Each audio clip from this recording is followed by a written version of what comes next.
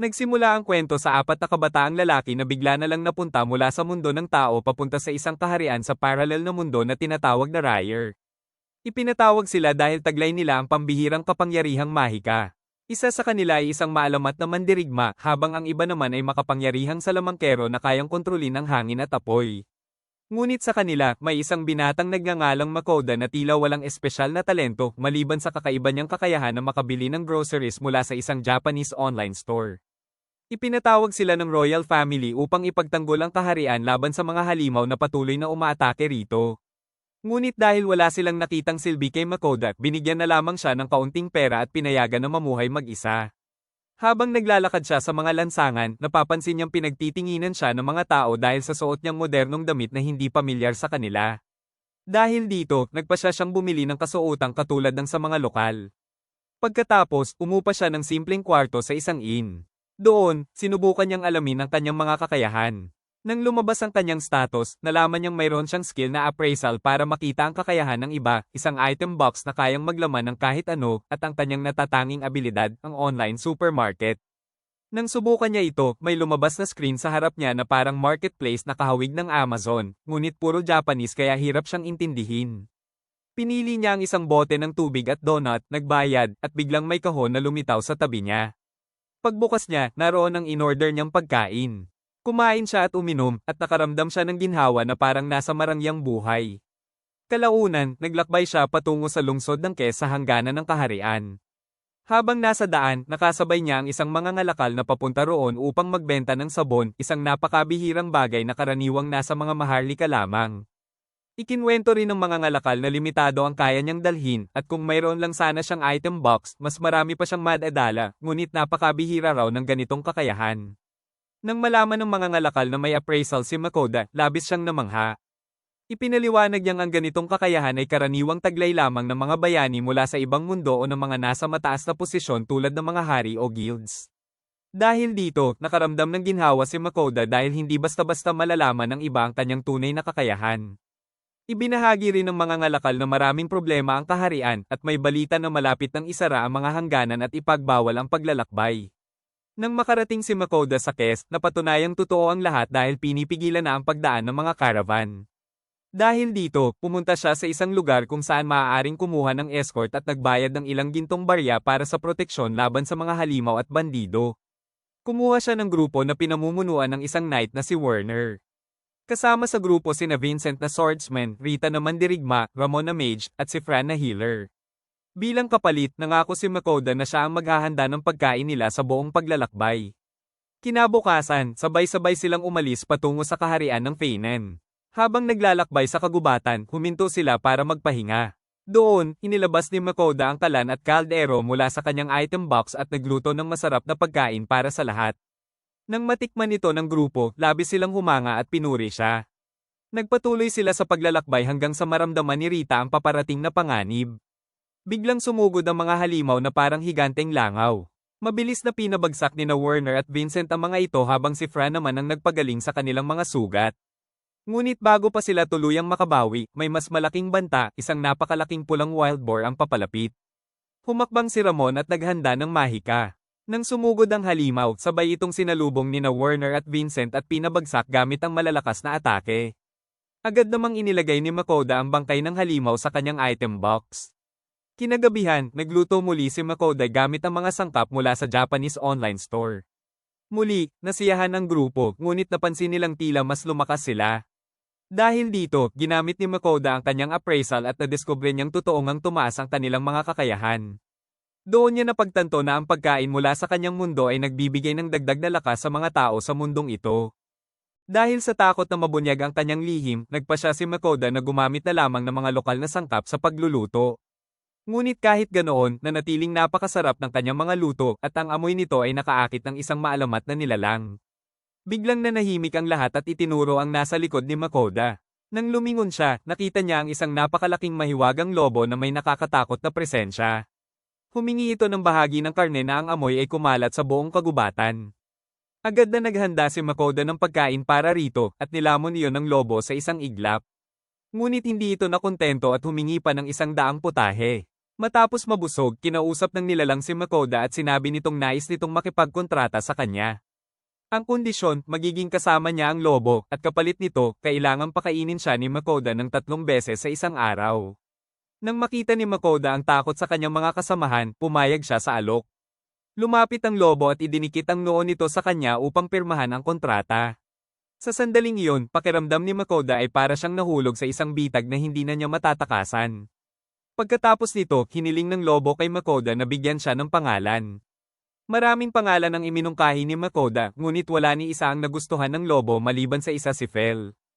Agad niya itong tinanggap. Mula noon, nagpatuloy silang dalawa sa paglalakbay kasama ang grupo hanggang marating nila ang hangganan ng kaharian ng Bayanen.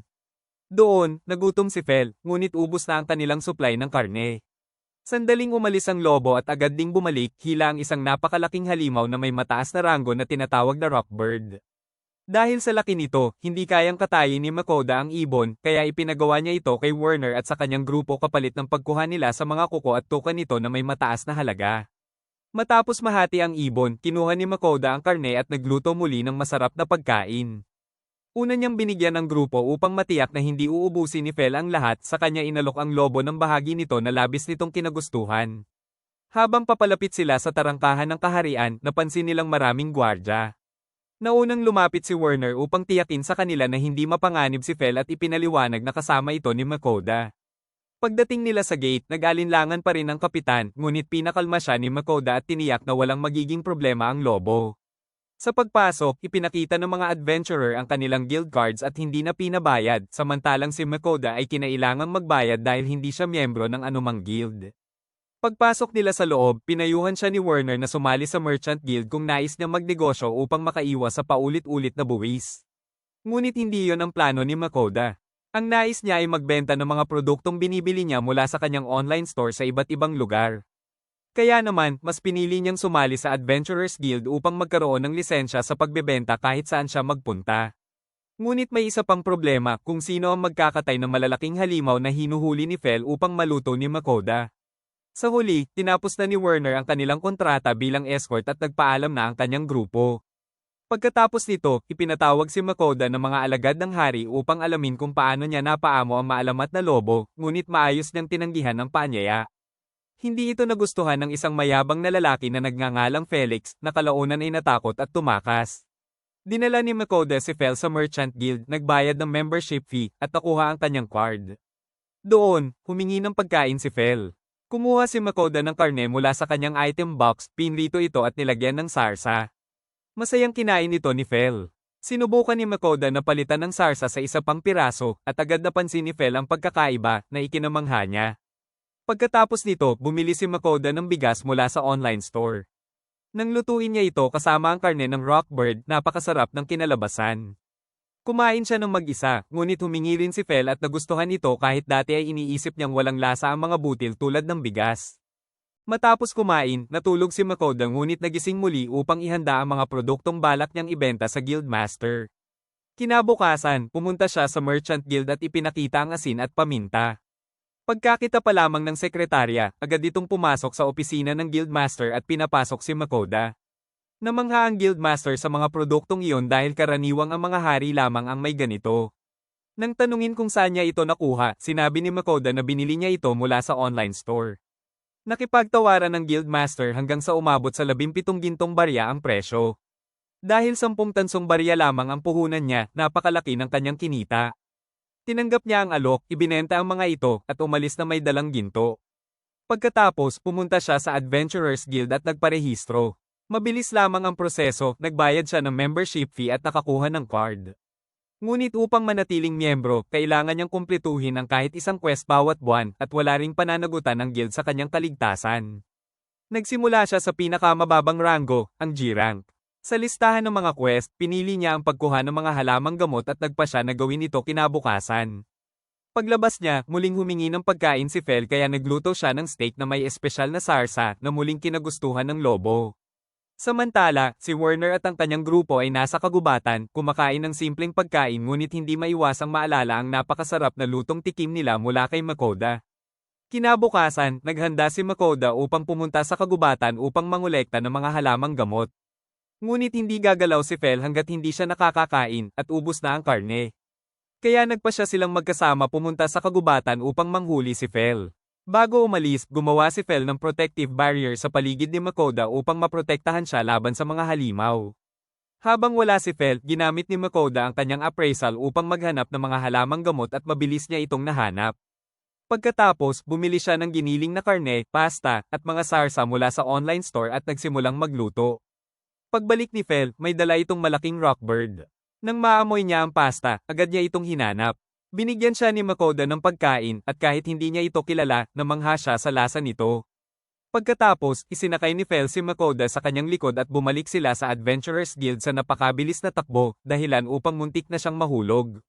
Pagdating, bumaba si Makoda at ibinigay ang mga halamang gamot na kanyang nakalap, ngunit maliit lamang ang kanyang kinita. Kalaunan, nalaman niya na bumibili rin ang guild ng mga patay na halimaw. Ipinakita niya ang mga nahuli ni Fel sa butcher na labis na namangha at nagbayad ng malaking halaga.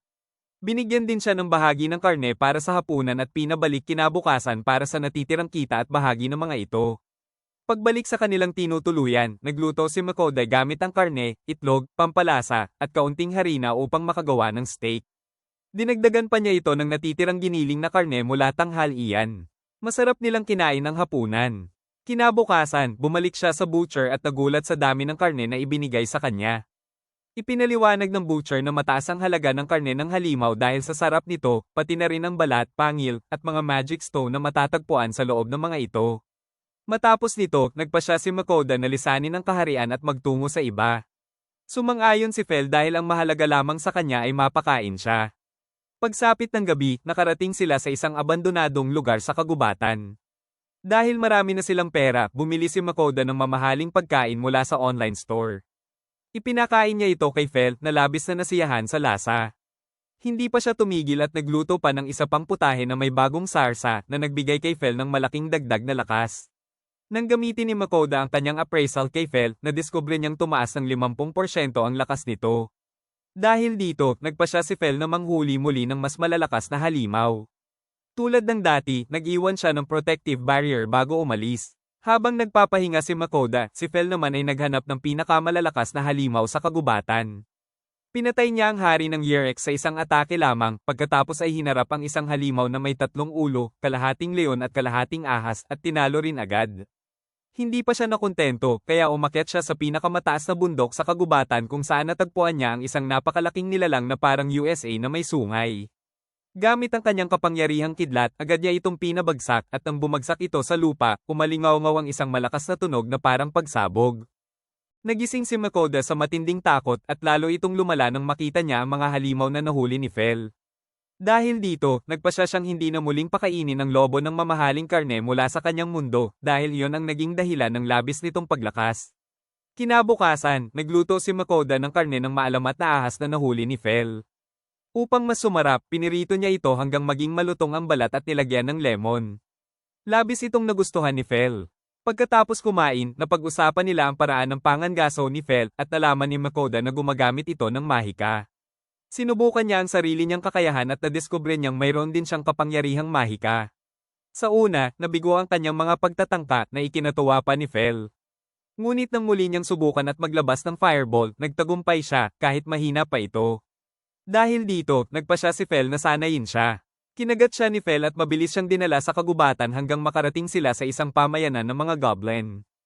Hinikayat siya ni Fel na kaya niyang talunin ang mga ito gamit ang kanyang mahika, ngunit nanginginig sa takot si Makoda at hindi makagalaw. Biglang yumalulong si Fel at inihagis si Makoda sa gitna ng mga goblin. Agad siyang pinalibutan at inatake. Sinubukan niyang gumamit ng fireball ngunit mahina ito. Dahil sa matinding takot, lalo pang lumakas ang kanyang kapangyarihan at nagawa niyang mapatay ang isang goblin. Ngunit napakarami pa rin ang kalaban. Sa huli, umatras ang mga goblin sa harap ng protective barrier na nilikha ni Fel na pumihil sa kanila na makalapit.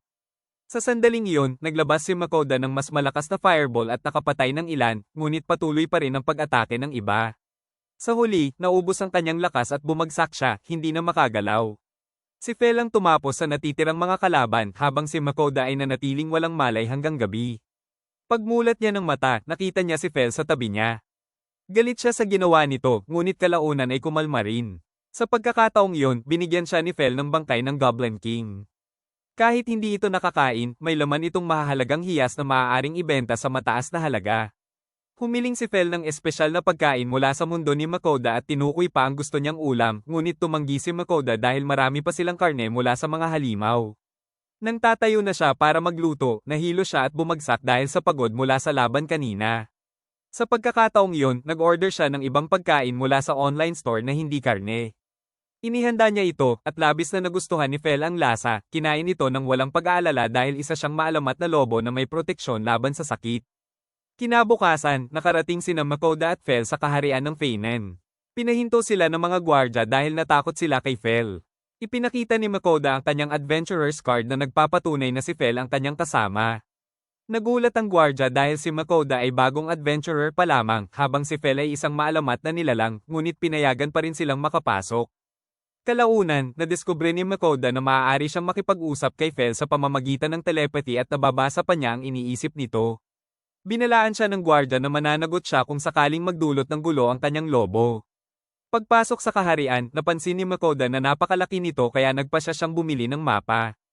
Iniwan niya si Fel sa kwadra na may pagkain at pumunta sa isang tindahan ng aklat kung saan nakakita siya ng libro tungkol sa mahika at binili ito sa halagang 7 gintong barya dahil bihira ang papel sa lugar na iyon. Nang tanungin niya ang presyo ng mapa, nalaman niyang bawal itong ibenta. Pagsapit ng gabi, bumalik siya kay Fel na gutom na naman at humiling ng pagkain mula sa online store. Nagluto si Makoda ng ulam na may bigas at karne na labis na kinagustuhan ni Fel. Kinabukasan, nakabili si Makoda ng mapa mula sa isang adventurer sa halagang 1 gintong barya, ngunit nalaman niyang naloko siya dahil sa Adventurers Guild ay isang pilak na barya lamang ang halaga nito. Pagkatapos nito, nagpunta sila ni Fel sa kagubatan patungo sa isang maliit na baryo malapit sa dagat ayon sa mapa. Habang nasa daan, nalaman ng sorceress na si Ninrir ang tungkol kay Makoda at kay Fel at sinimulan silang bantayan. Pagdating nila sa dagat, ginamit ni Fel ang kanyang kapangyarihang kidlat upang gulatin ang mga isda at sinabi kay Makoda na pumili ng gusto niyang hulihin. Pinili niya ang pinakamagandang isda at bumili ng harina at mantikilya mula sa online store para lutuin ito. Hinati nila ang mga isda sa 3 paraan ng pagluluto, inihaw, niluto na may mayonnaise, at binalot sa foil. Kumain sila hanggang mabusog. Habang nagpapahinga, may lumitaw na maliit na gelatinous na nilalang na kumain ng mga tira at nilinis ang paligid. Nagpasya silang alagaan ito at pinangalanan itong Soy dahil palagi itong sama-sama kay Makoda. Makalipas ang ilang araw, nagsanay si Makoda upang palakasin ang kanyang mahika, ngunit nanatili itong mahina. Iminungkahi ni Fel na harapin niya muli ang mga halimaw, ngunit tumanggi siya. Sa kabila nito, napansin niyang tumaas ang kanyang lakas mula rank 1 hanggang rank 8. Gaya ng dati, nagutom si Fel kaya nagluto si Makoda. Kumain silang 3 hanggang mabusog habang si Soy naman ang kumain ng mga tira at naglinis ng paligid.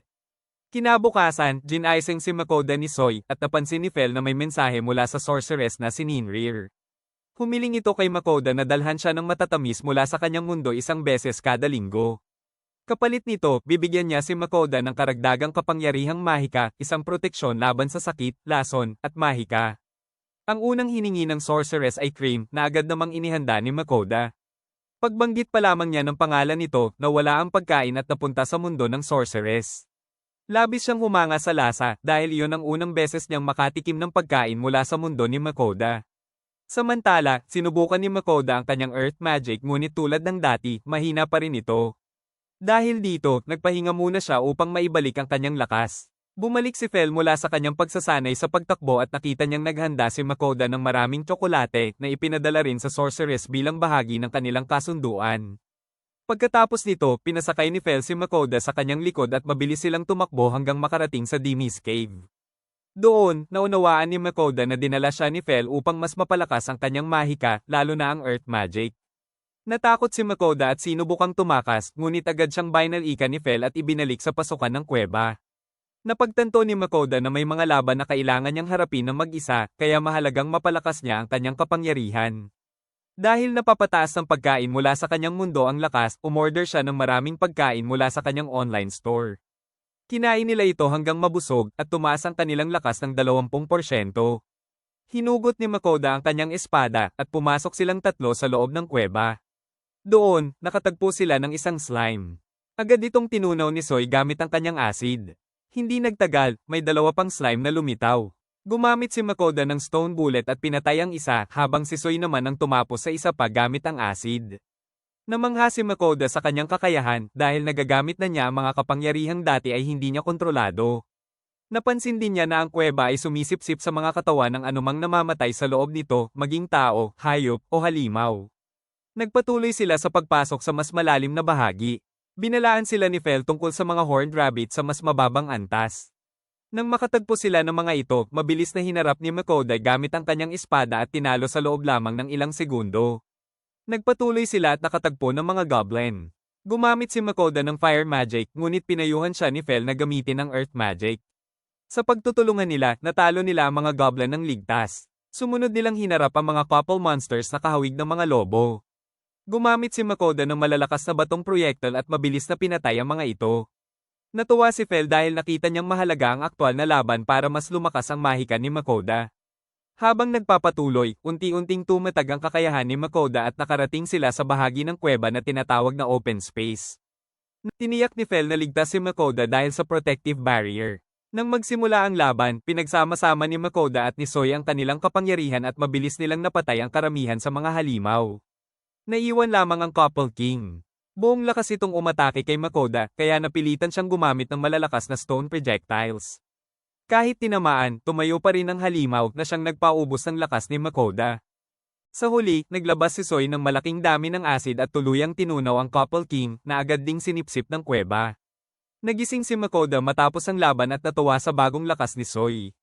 Napansin niyang umabot na ito sa level 7 at siya rin ay nasa parehong antas. Dagdag pa rito, naging bahagi na ng kanyang kakayahan ng earth magic kahit mas mababa pa rin ang kanyang stats kumpara kay Soy na 14 na araw pa lamang mula nang ipanganak. Bumalik si Fel sa kanila at naghanda si Makoda ng panibagong pagkain upang palakasin ang kanyang earth magic.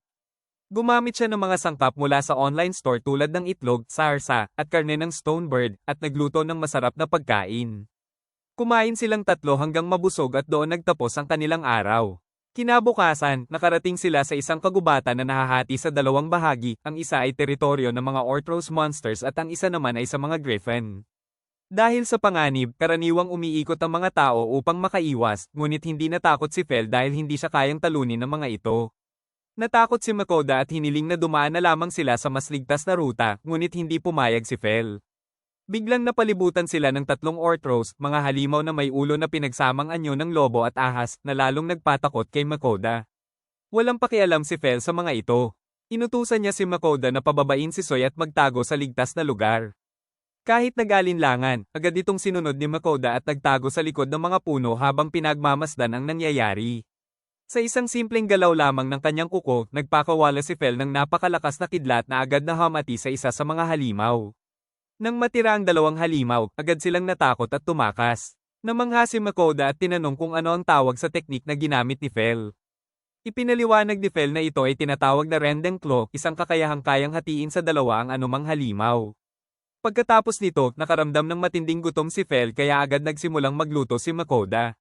Habang naghahanda ng pagkain, nanatiling balisa si Makoda at panay ang lingon sa paligid, nag-aalala na baka bumalik ang mga halimaw, lalo na't nasa teritoryo pa rin sila ng mga ito. Ngunit unti-unti siyang kumalma nang maalala ang protective barrier ni Fel na nagpoprotekta sa kanila.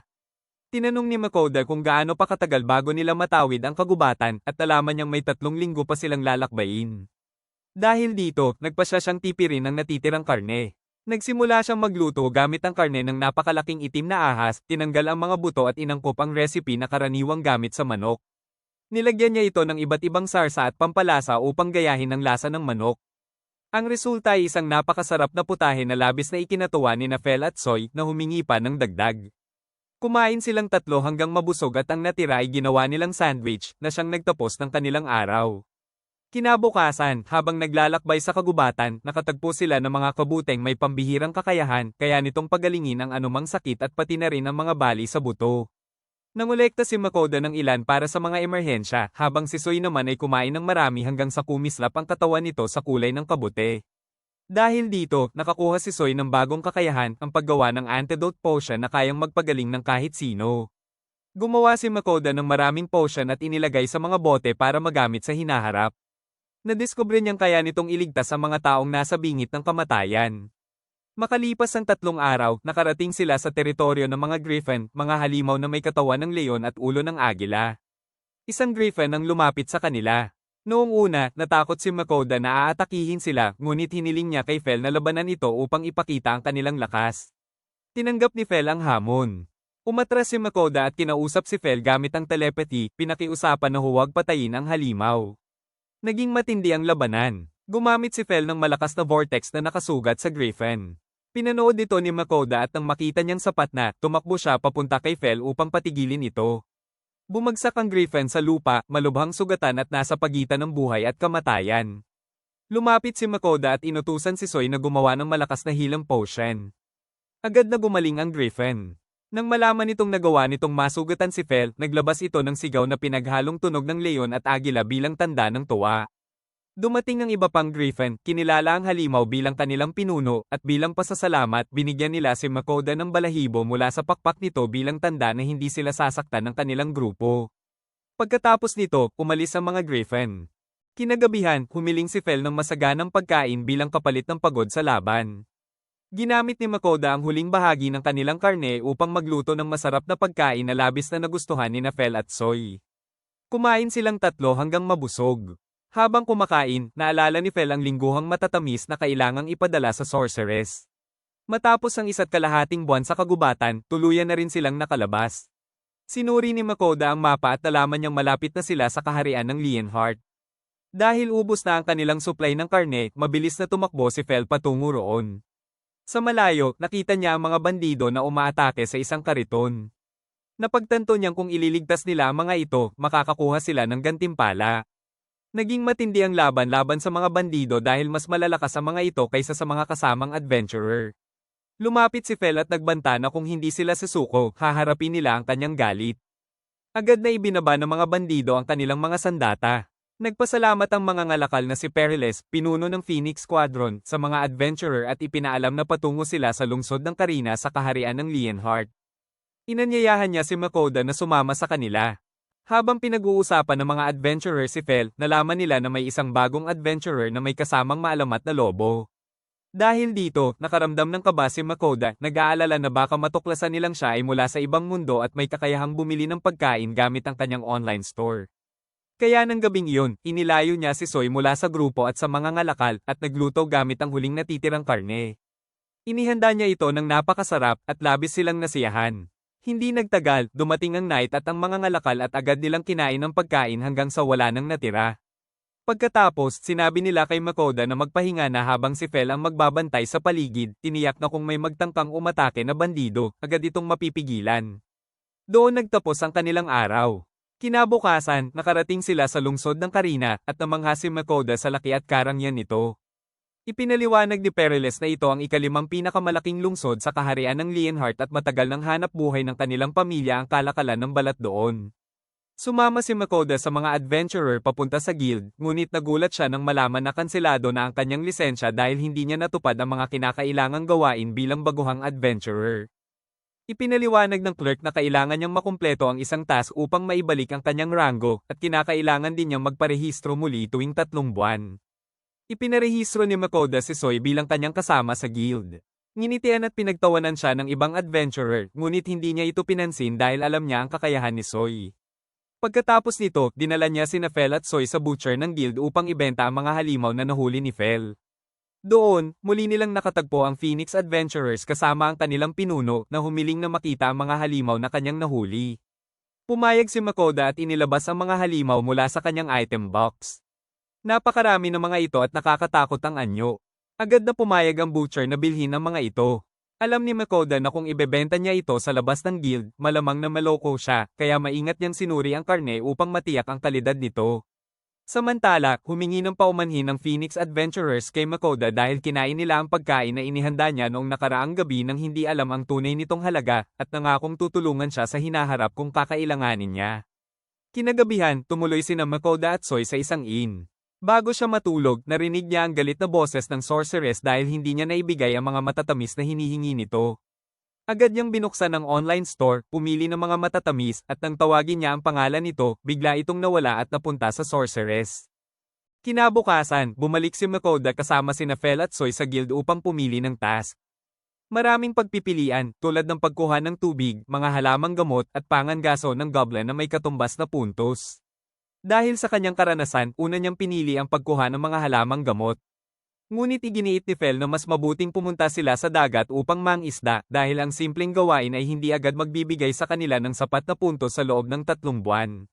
Samantala, hinikayat naman siya ni Soy na tanggapin ang quest ng pangangaso ng goblin sa silangang kagubatan. Ayon sa instruksyon, nabasa ni Makoda na kapag nakahuli siya ng 5 goblin, makakakuha siya ng 3 puntos at 3 silver coins. Nang makita nila ang 3 goblin na naglalaro sa kagubatan, agad na nagsimulang manghuli si Soy. Ang gawain ni Makoda ay putulin ang tenga ng bawat goblin bilang patunay at dalhin ito sa guild. Matapos makumpleto ang unang bahagi ng gawain, napagod si Makoda at nais nang umuwi. Ngunit iginiit ni Soy na manghuli pa ng mas maraming goblin. Kahit tumutol si Makoda, tuloy-tuloy na pinatay ni Soy ang lahat ng goblin sa kagubatan. Pagkatapos nito, pinutol ni Makoda ang mga tenga ng mga ito bilang ebidensya. Hindi niya alam kung paano haharapin ang mga katawan ng goblin. Iminungkahi ni Fel na sunugin ang mga ito, ngunit tumanggi si Makoda dahil baka masunog ang buong kagubatan. Doon nila nadiskubre ang kakayahan ni Soy, kaya nitong tunawin ang mga katawan. Lumaki ito sa anyong gelatin at naglabas pa ng mas maliliit na bahagi ng sarili. Inilagay niya ang mga goblin sa loob at agad itong natunaw. Dito napagtanto ni Makoda na si Soy ay isang napakalakas na kakampi, kayang ubusin ang napakaraming halimaw at makagawa ng malaking dami ng healing gel para sa mga sugat. Matapos ang misyon, ginantimpalaan ni Makoda si Soy sa pamamagitan ng pagbili ng pastries at sausages mula sa kanyang online store. Sinigurado niyang marami ang pagkain na labis na ikinatuwa ni Soy. Nang suriin ni Makoda ang mission sheet, nagulat siya dahil natapos niya sa isang araw ang gawain na karaniwang inaabot ng 3 buwan, lahat dahil kay Soy.